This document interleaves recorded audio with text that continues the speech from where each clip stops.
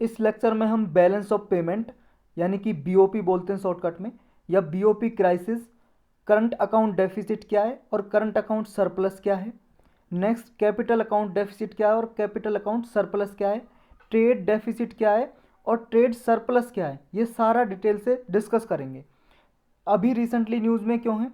क्योंकि इंडिया के merchandise trade deficit की वजह से। ये क्या होता है, पहले न्यूज़ में क्यों है ये सारी डिटेल देखेंगे हम, उसके बाद ये एक एक करके सारी टर्म समझेंगे।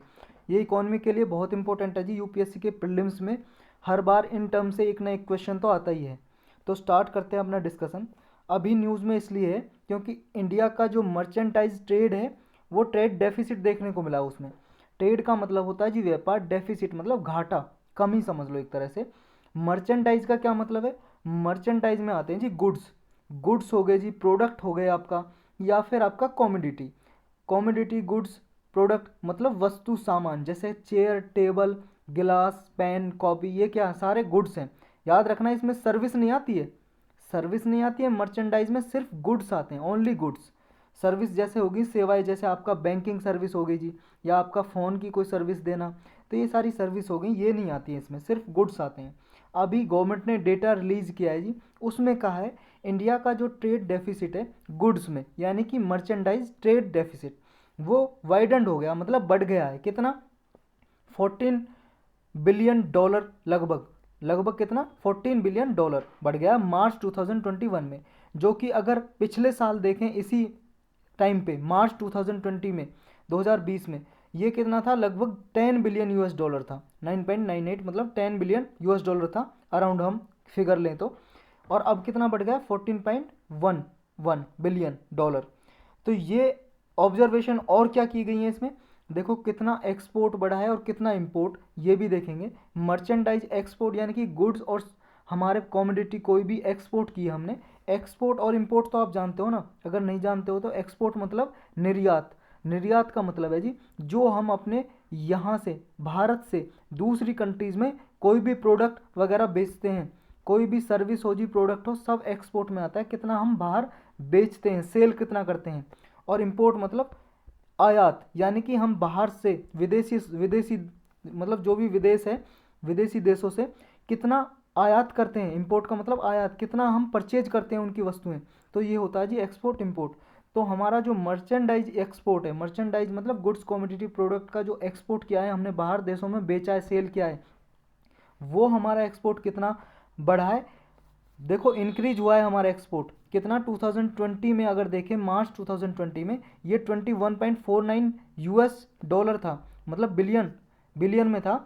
और अब कितना हो गया जी मार्च 2021 में, USD डॉलर 34 बिलियन हो गया। ये लगभग कितना इंक्रीज हुआ है? 58.23% इंक्रीज हुआ है। तो स्टेटमेंट में ये भी पूछा जा सकता है लास्ट ईयर से इस साल हमारा एक्सपोर्ट बढ़ा है क्या, मर्चेंडाइज एक्सपोर्ट? उसका जवाब है यस, हाँ हमारा एक्सपोर्ट बढ़ा है।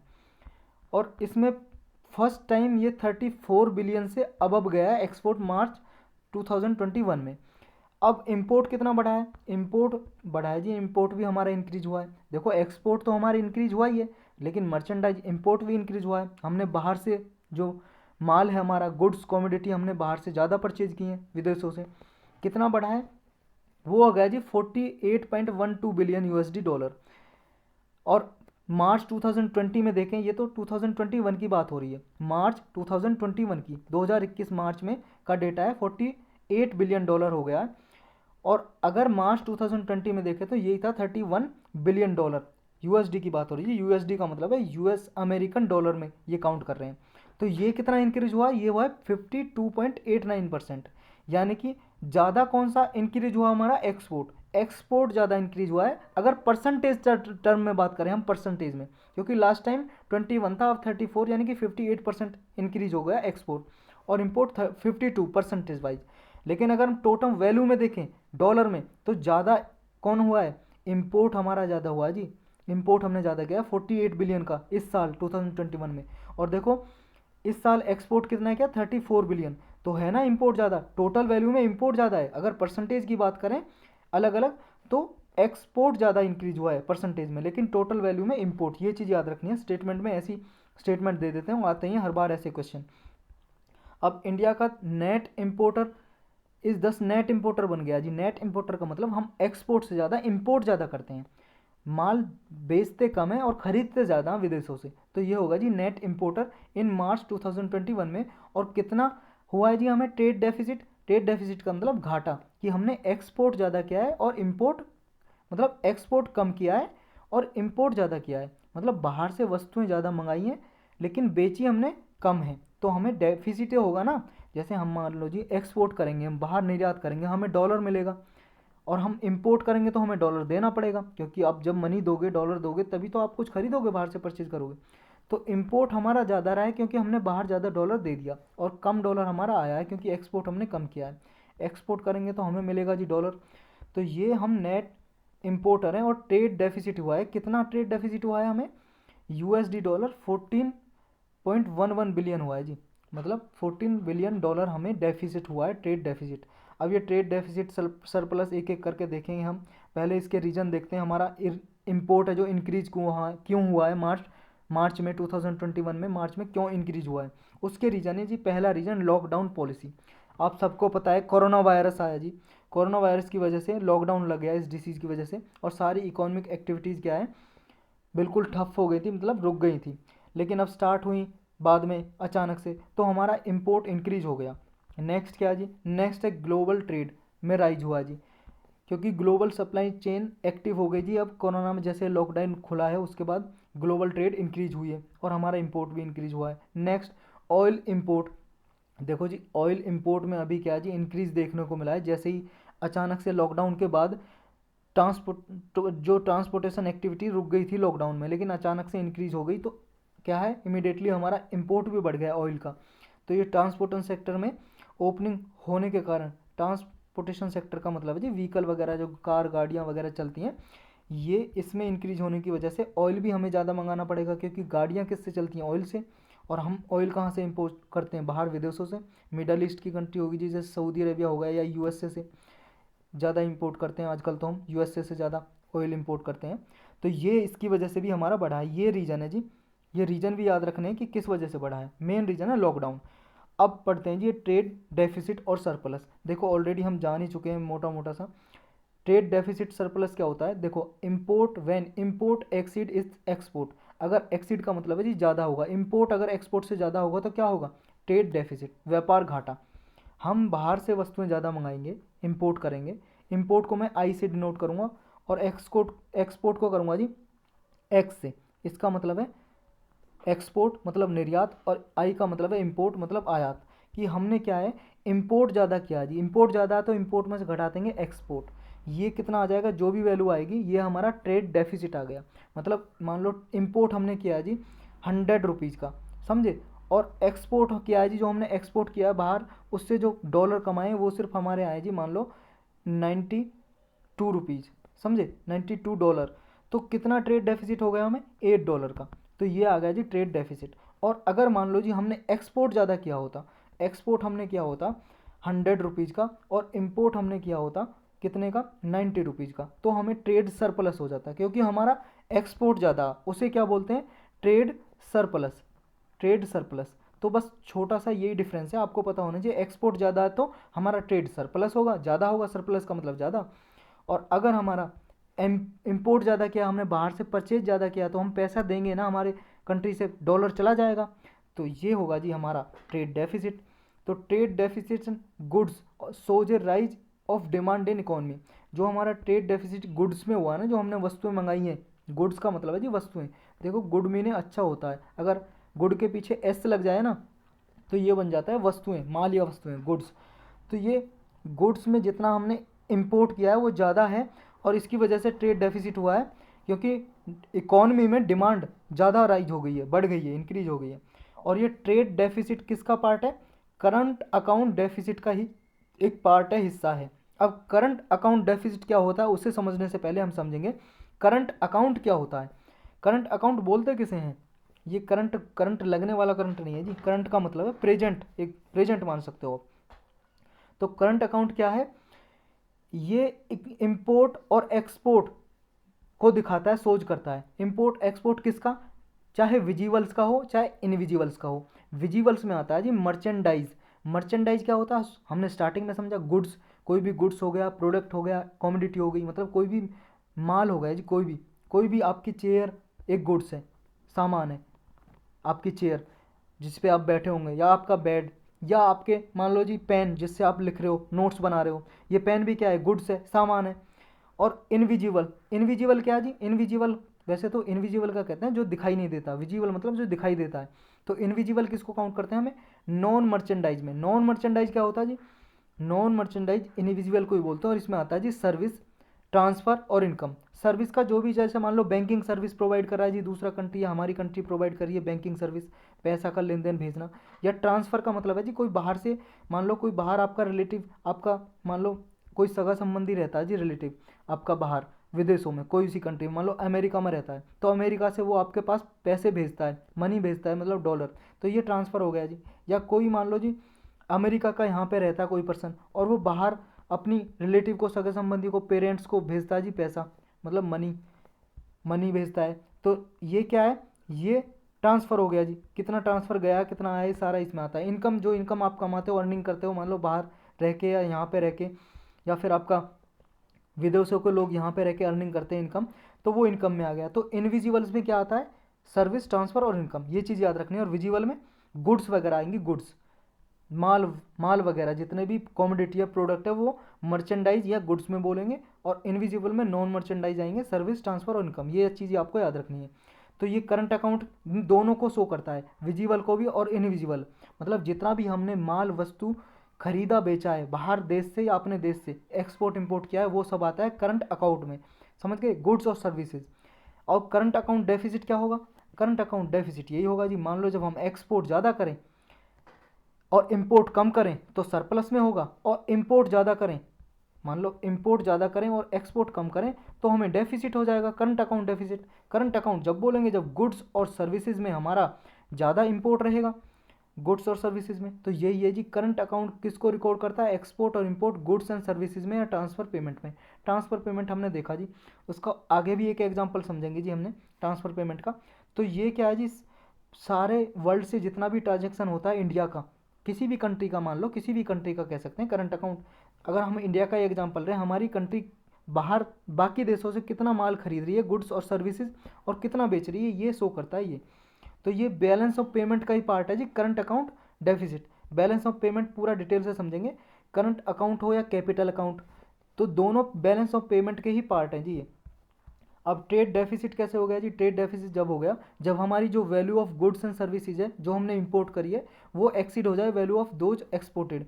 मतलब कि जितना हमने, वैल्यू का मतलब है जी कीमत की वैल्यू, मान लो अपने पेन खरीदे जी 100 पेन, और इनकी एक वैल्यू है जी, मान लो 100 पेन की हो गई $1000 के पेन है जी, $1000 के, डॉलर को ऐसे शो करते हैं ना, डॉलर के पेन है, और ये आपने इंपोर्ट किए और कुछ सर्विस ली आपने, बैंकिंग सर्विस विदेशों से, मान लो 100 रुपीज़ की, $100 की ली, तो टोटल गुड्स एंड सर्विसेज का इंपोर्ट कितना किया आपने, 1100। और एक्सपोर्ट मान लो जी आपने बाहर जो चीज़ भेजी, कितने की भेजी, मतलब $900 की आपने, जो कोई भी गुड्स और सर्विसेज हैं वो आपने एक्सपोर्ट की, निर्यात की अपने बाहर से।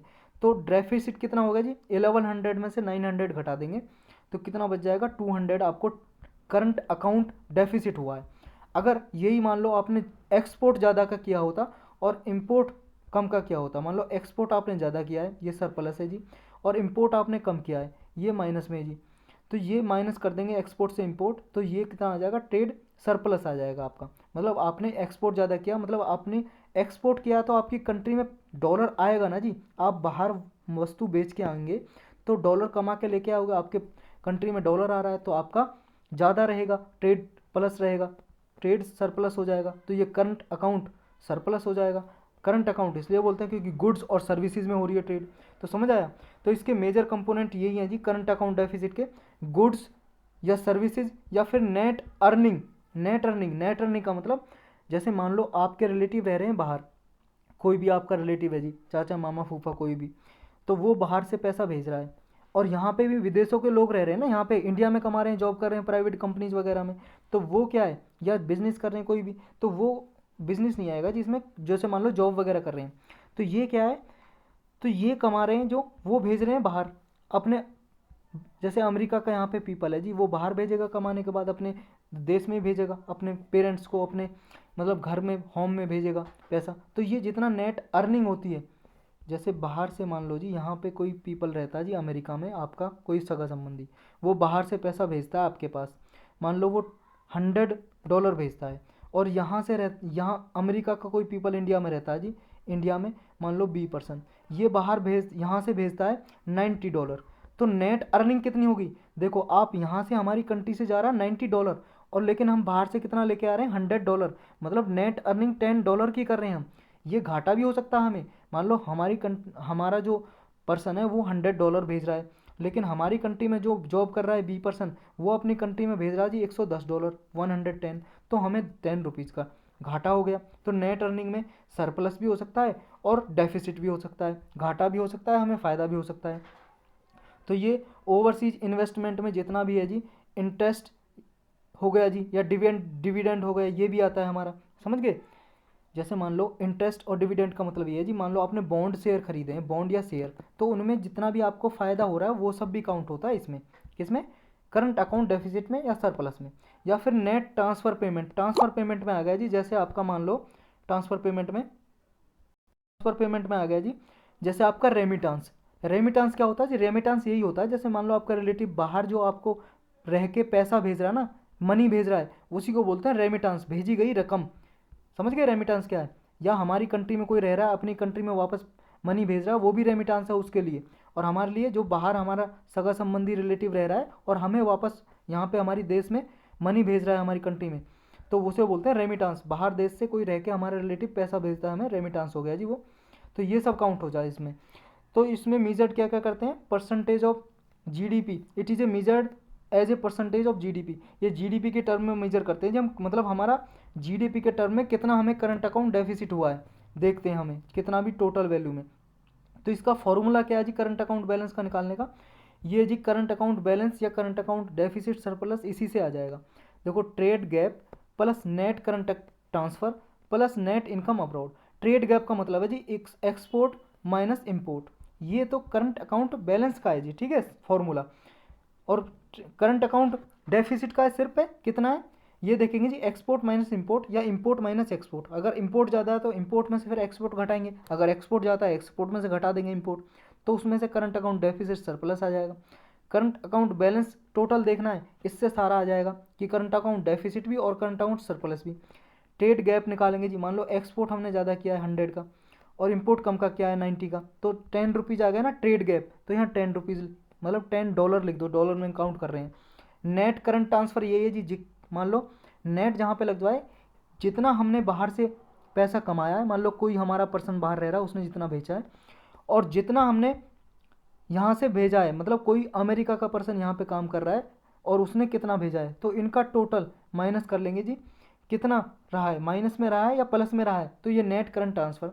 नेट इनकम अब्रॉड से कितनी आई है जी, जैसे मान लो बॉन्ड शेयर खरीद के कितना भी हमने डिविडेंड कमाया या इंटरेस्ट कमाया जी, ये नेट इनकम ली है, तो ये सब आ जाएगा जी इसमें। तो इसके थ्रू हम निकाल सकते हैं जी करंट अकाउंट डेफिसिट या सरप्लस। अब पढ़ेंगे कैपिटल अकाउंट या फाइनेंशियल अकाउंट। ये क्या होता है जी, कैपिटल में जी इसमें शो करता है एक्सपेंडिचर और इनकम कंट्री की दोनों। कैपिटल में मेनली आता है जी इन्वेस्टमेंट, जो भी निवेशक होते हैं निवेश करते हैं बाहर से, जैसे एफडीआई आती है जी, एफपीआई आती है, ये सारे किस में आते हैं, कैपिटल अकाउंट में। याद रखना करंट में आते हैं जी सिर्फ गुड्स और सर्विसेज, जो भी माल वस्तु खरीद बेच रहे हैं ये आते हैं। और कैपिटल में क्या आते हैं, इन्वेस्टमेंट, निवेश जितना कर रहे हैं, समझ गए, निवेश आता है इसमें, चाहे पब्लिक इन्वेस्टमेंट हो या प्राइवेट, मतलब गवर्नमेंट चाहे इन्वेस्टमेंट कर रही है जी, बाहर की गवर्नमेंट हमारी कंट्री में या हमारी गवर्नमेंट बाहर की कंट्री में, चाहे पब्लिक कर रही है चाहे प्राइवेट। पब्लिक का मतलब है जी गवर्नमेंट और प्राइवेट का मतलब निजी कोई प्लेयर, आप हम कर रहे हो जी कोई इन्वेस्टमेंट बाहर देश में, मतलब पैसा लगा रहे हैं, कोई कंपनी खोल लीजिए हमने, या बाहर की कोई आदमी आ गया जी, उसने मान लो अमेरिका का आ गया कोई पर्सन और उसने कंपनी खोल ली यहाँ पे, तो ये निवेश कर रहा है ना, इन्वेस्टमेंट कर रहा है, तो ये आ गया जी कैपिटल अकाउंट में। तो कैपिटल अकाउंट में क्या क्या आते हैं, फॉरेन डायरेक्ट इन्वेस्टमेंट, एफडीआई मतलब बाहर विदेशों से हमारे देश में कितना इन्वेस्टमेंट किया है, या एफपीआई फॉरेन पोर्टफोलियो इन्वेस्टमेंट, ये भी इन्वेस्टमेंट बाहर से आता है जी। दोनों में फ़र्क बस इतना होता है, ये टेम्परेरी पीरियड के लिए होती है और ये परमानेंट लगभग मान सकते हो, ये टेक्नोलॉजी वगैरह लेके आती है एफडीआई, और ये एफपीआई कुछ टर्म में मान लो 10% तक लगभग इसका रखा हुआ है कि 10% से नीचे होगा तो FPI, 10% से ज़्यादा होगा तो FDI, ऐसा कुछ लिमिट रखी हुई है जी RBI ने इसकी और गवर्नमेंट ने। और एक होता है जी external commercial borrowing, capital account में आता है ये भी। बोरोइंग का मतलब हम उधार जो ले रहे हैं, एक्सटर्नल का मतलब बाहर से मान लो जी हम उधार ले रहे हैं, वो भी क्या आएगा, वो भी आएगा कैपिटल अकाउंट में, कैपिटल अकाउंट में आएगा। याद रखना है, उधार जो हम बाहर देशों से मान लो लोन लेके आ गए, कर्ज लेके आ गए, वर्ल्ड बैंक से लेके आ गए या बाहर कंट्री से लेके आ गए या IMF से लेके आ गए जी, इंटरनेशनल मॉनेटरी फंड से, तो ये सब किस में आएगा, कैपिटल अकाउंट में। अब एक है जी एरर और ओमिशन। एरर और ओमिशन, एरर का मतलब गलती, ओमिशन का मतलब ये है जी मान लो हम किसी को काउंट करना भूल गए, कुछ चीज़ छूट गई, तो उसे बोलते हैं ओमिशन। तो एरर और ओमिशन भी क्या है जी, ये जो बैलेंस ऑफ पेमेंट हम जब काउंट करेंगे तो उसमें ये क्या है जी, बैलेंस ऑफ पेमेंट में एरर और ओमिशन आ जाएगा, इम्बैलेंस हो जाएगा इनकी वजह से। तो ये होते हैं जी एरर और ओमिशन। तो एरर ओमिशन बस कुछ नहीं है, आपको ये याद रखना है, कोई गलती हो गई या कोई चीज़ काउंट नहीं की है। अब करंट अकाउंट डेफिसिट और करंट अकाउंट सरप्लस कैसे होगा ये तो देख लिया। अब कैपिटल अकाउंट सरप्लस और कैपिटल अकाउंट डेफिसिट क्या होगा जी, यही होगा। मान लो कैपिटल अकाउंट डेफिसिट कब होगा, मान लो हमने डेफिसिट ये जब होगा जी, मान लो बाहर की कंट्री हमारे यहाँ पे इन्वेस्टमेंट कर रही है, FDI लेके आई, समझे, FDI लेके आई, तो हमारे यहाँ पे FDI कितना आ रहा है, कितना डॉलर आ रहा है, और हम कितना कर रहे हैं जी बाहर। मान लो हमने भी तो इन्वेस्टमेंट करी है, हमारी कंट्री प्राइवेट कंपनीज होगी हमारी, जैसे रिलायंस होगी जी, रिलायंस मुकेश अंबानी जी हो गए जी, ये बाहर जाके कंपनी खोल रहे हैं, एक रिलायंस की कंपनी, वहाँ पे इन्वेस्टमेंट कर रहे हैं। तो इन्होंने कितना इन्वेस्टमेंट किया, मान लो इन्होंने 1000 करोड़ डॉलर का किया, और जो बाहर से हमारे यहाँ FDI बाहर से कंपनी बना रही है आके हमारी कंट्री में, उन्होंने मान लो $10,000 किया, तो हमें क्या हो गया, कैपिटल अकाउंट सरप्लस हो गया हमारा, क्योंकि इन्वेस्टमेंट ज़्यादा आया है तो ये सरप्लस हो गया। अगर हम बाहर करते तो ये होता, मतलब हम ज़्यादा करते, मान लो मुकेश अंबानी जी करते 10,000 की जगह 11,000 करते जी, यहाँ पे 10,000 आया है बाहर विदेशों से निवेशक लेके आए हैं, और हम कर रहे हैं जी 11,000, तो हमें तो घाटा ही हो गया ना जी, डेफिसिट। तो ये कैपिटल अकाउंट डेफिसिट हो गया, कैपिटल अकाउंट डेफिसिट हो गया। तो ये है जी करंट कैपिटल अकाउंट डेफिसिट और सरप्लस, समझ आया, मतलब FDI निवेशक की बात हो रही है, इन्वेस्टमेंट, और करंट अकाउंट हमने समझ ही लिया जी, उसका डेफिसिट और सरप्लस। अब बैलेंस ऑफ पेमेंट क्या होता है जी, इसको शॉर्टकट में BOP बोलते हैं, बैलेंस ऑफ पेमेंट। ये होता है जी, मान लो किसी भी कंट्री का मान लो जी इंडिया का एग्जांपल लेते हैं, इंडिया ही है, और इसका बाहर देशों से कितना ट्रांजैक्शन है, मतलब कितना ये करंट अकाउंट और कैपिटल अकाउंट दोनों में कितना व्यापार करता है, ट्रेड करता है, कितना माल भेजता है, कितना खरीदता है, कितना एक्सपोर्ट करता है, कितना इंपोर्ट करता है, एक्सपोर्ट इंपोर्ट कितना है, कितना ये FDI आ रही है इंडिया से, कितनी जा रही है, ये सारा जो रिकॉर्ड है, ये रिकॉर्ड ही को बोलते हैं कितना, इस रिकॉर्ड ही को बोलते हैं बैलेंस ऑफ पेमेंट, समझ गए। तो ये सिस्टमेटिक स्टेटमेंट है of all economic transaction of a country में कितनी ट्रांजैक्शन हुई है, चाहे कैपिटल अकाउंट की हो चाहे करंट अकाउंट की हो। तो ध्यान रखना, बैलेंस ऑफ पेमेंट दोनों आते हैं, कैपिटल अकाउंट भी और करंट अकाउंट भी, इनमें जितनी भी ट्रांजैक्शन हुई है उसे बोलते हैं बैलेंस ऑफ पेमेंट। मतलब एक तरह से रिकॉर्ड तैयार करना, कितना हमने खरीदा बेचा है, कितना निवेश आया, कितना गया, ये सारा होता है बैलेंस ऑफ पेमेंट में। तो इसके कंपोनेंट कौन कौन से होते हैं हमने देख लिया जी, कौन कौन से होते हैं, करंट अकाउंट भी हो गया, कैपिटल अकाउंट भी हो गया, फाइनेंशियल अकाउंट भी हो गया, और एरर और ओमिशन भी, मतलब जितनी कोई गलती होगी, मान लो कोई हमने इक्विपमेंट लिया नहीं, अकाउंट में गिना नहीं, वो भी आता है सारा बैलेंस ऑफ पेमेंट में। तो ये चीज़ याद रखनी है कि ओमिशन और एरर भी आती हैं, ये भी काउंट होती है, हाँ इतना रह गया छूट गया, वो भी बैलेंस ऑफ पेमेंट में काउंट करेंगे। तो ये एक तरह से ये दिखाता है balance of payment changes in foreign exchange reserve. Foreign exchange reserve क्या होता है जी, ये होता है जी बाहर की कंट्री के, मान लो डॉलर हो गया, बाहर जो भी विदेशी कंट्रीज हैं उनकी करेंसी रखना, करेंसी मतलब मुद्रा, जैसे करेंसी हमारा रुपया है जी, जो रुपया भी एक करेंसी है, मुद्रा है, तो ये बाहर कंट्री का हमारे पास कितनी करेंसी है, वो हो गया फॉरेन। फॉरेन का मतलब विदेश, एक्सचेंज का मतलब एक्सचेंज कितना कर रहे हैं हम, खरीद बेच रहे हैं, या हमारे पास है या जा रहा है हमारा रुपया बाहर, या आ रहा है डॉलर बाहर से हमारे इंडिया में। और रिजर्व मतलब रखना अपने पास, रिजर्व है कोई चीज़, तो foreign exchange reserve, foreign exchange reserve क्या हो गया, जैसे डॉलर हो गया बाहर का, या चाइनीज़ करेंसी होगी जी युआन, या आप रेनमिन भी बोल सकते हो, या जापानीज कंट्री की हो गई जी येन, या फिर यूरो हो गया जी यूरोपियन कंट्रीज़ का, या फिर हो गया जी पाउंड स्टर्लिंग हो गया जी, ये हो गया यूरोप उसका ब्रिटेन का पाउंड स्टर्लिंग। तो ये जितनी करेंसी हमारे पास हैं बाहर कंट्रीज़ की, रिजर्व है जितना, कितना डॉलर है हमारे पास, मान लो 500 बिलियन डॉलर है हमारे पास, तो ये फॉरेन एक्सचेंज रिजर्व कह जाता है। और ये किसे रखता कौन है जी? आरबीआई रखता है इसे, फॉरेन एक्सचेंज रिजर्व को। मतलब जितने डॉलर युआन कोई बाहर की करेंसी है किसी भी कंट्री की, तो आरबीआई रखता है, इसे बोलते हैं फॉरेन एक्सचेंज रिजर्व।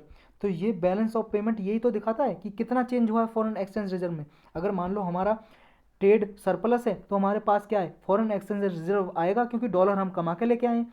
अगर हमारा कम है तो डॉलर यहाँ से चला जाएगा, फॉरेन एक्सचेंज रिजर्व हमारा घट जाएगा। तो ये आता है जी इसमें। अब ओवरऑल बीओपी है जी, जो बैलेंस ऑफ पेमेंट अकाउंट है, वो सरप्लस और डेफिसिट दोनों को काउंट करता है कि बैलेंस ऑफ पेमेंट डेफिसिट भी हो सकता है और सरप्लस भी हो सकता है।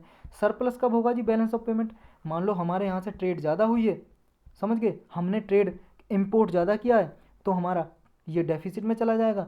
अगर अगर हमने सरप्लस में किया है तो हमारा मतलब हमने एक्सपोर्ट ज़्यादा किया है तो हमारा सरप्लस में चला जाएगा। वो सेम प्रोसेस इसी पे लागू होता है। इम्पोर्ट एक्सपोर्ट ज़्यादा है और एफडीआई और हमारे देश से ज़्यादा आ रही है, हमारे देश में ज़्यादा आ रही है और हमारे देश से कम जा रही है, तो ये सरप्लस और डेफिसिट दिखाता है, बैलेंस ऑफ पेमेंट सरप्लस और डेफिसिट। तो अगर मान लो जी there is a deficit then in cat B, मान लो बैलेंस ऑफ पेमेंट में डेफिसिट है, मतलब घाटा हो गया हमें, हमने कैपिटल अकाउंट और करंट अकाउंट दोनों में हमारा घाटा चल रहा है, समझ गए, दोनों में घाटा चल रहा है, डेफिसिट चल रहा है। तो इसे हम कहाँ से ले सकते हैं? फॉरेन एक्सचेंज रिजर्व से। जो हमारा फॉरेन एक्सचेंज अकाउंट है, फॉरेक्स है, ये आरबीआई के पास है।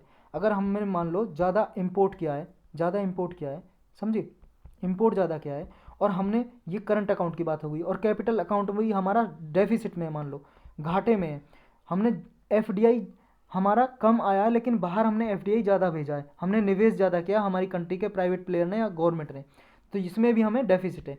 तो ये जो डेफिसिट हुआ है हम कहाँ से भर सकते हैं? मान लो जितना डॉलर को हुआ, हमें $100 का डेफिसिट हुआ, कि ये हम कहाँ से ले लेंगे?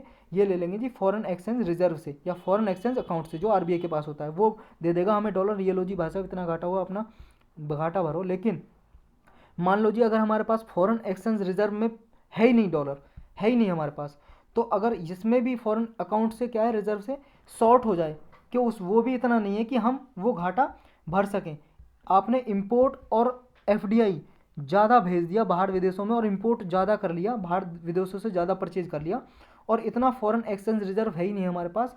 मान लो आपने 500 बिलियन डॉलर का आपने इंपोर्ट किया और टोटल कैपिटल और करंट अकाउंट में इतना डेफिसिट हुआ, और हमारे पास फॉरेन एक्सचेंज रिजर्व में जो विदेशी करेंसी है वो हमारे पास सिर्फ कितनी है? वो हमारे पास है सिर्फ मान लो $400 बिलियन आरबीआई के पास। तो हमें तो अब क्या हो गया, है ही नहीं हमारे पास इतना जो कर सकें इसे। तो इसे बोलते हैं जी balance of payment crisis, BOP crisis आ जाएगा जी, इसे बोलते हैं बीओपी संकट। क्राइसिस मतलब संकट, हमें बीओपी क्राइसिस आ गया जी। अब डेफिसिट नहीं है, बीओपी डेफिसिट तो तब तक होगा जब हम इसे फॉरेन एक्सचेंज रिजर्व से फुलफिल कर सकते हैं, भर सकते हैं, ये डिमांड पूरी कर सकते हैं। लेकिन अगर फॉरेन एक्सचेंज रिजर्व में ही इतना डॉलर नहीं है हमारे पास कि वो इम्पोर्ट को फुलफिल कर सके, हमारा जितना घाटा हुआ है डेफिसिट को फुलफिल कर सके, कैपिटल या करंट अकाउंट में जितना भी डेफिसिट हुआ उसको फुलफिल कर सके, इतना डॉलर है नहीं हमारे पास, तो बैलेंस ऑफ पेमेंट क्राइसिस आ जाएगा जी। तो इस क्राइसिस के साथ ही हमारा लेक्चर भी समाप्त।